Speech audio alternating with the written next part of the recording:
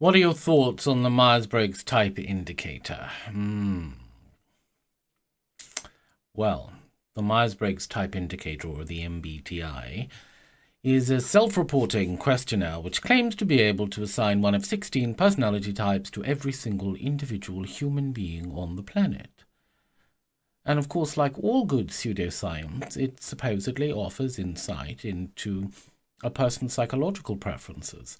So you're either introversion or extroversion, sensing or intuition, thinking or feeling, judging or perceiving. Of course, there is ultimately no evidence for the false dichotomies into which the MBTI wants to categorize or classify all people on planet Earth. It relies on limited binaries. And it also relies on a fleeting pseudo-legitimacy by using Carl Jung's name and picking and choosing amongst the Jungian archetypes. Now, of course, Jung never meant his archetypes to be a personality test, so of course that rules out the supposed Jungian legitimacy element.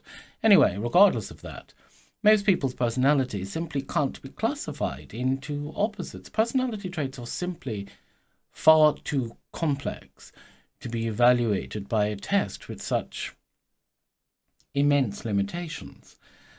No single person in the world is exclusively an extrovert. No person is exclusively an introvert.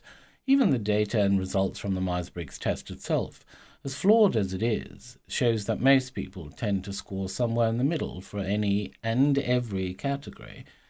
And don't for a moment think that this might give it legitimacy. It doesn't. Of course, another major problem with MBTI is that regardless of who you are, your results are always going to be flattering. Without exception, the test is going to tell you how wonderful you are. In reality, the test simply hasn't been designed to categorize human personality types, something which, mind you, is a psychological impossibility to begin with anyway, so there's that. The MBTI makes people feel good about themselves by telling them things that they would like to hear. I mean, the unscientific and arbitrary nature of the test is evident from the fact that research has shown time and time again that as many as half of the people who take the test get a completely different result when they take it a second time.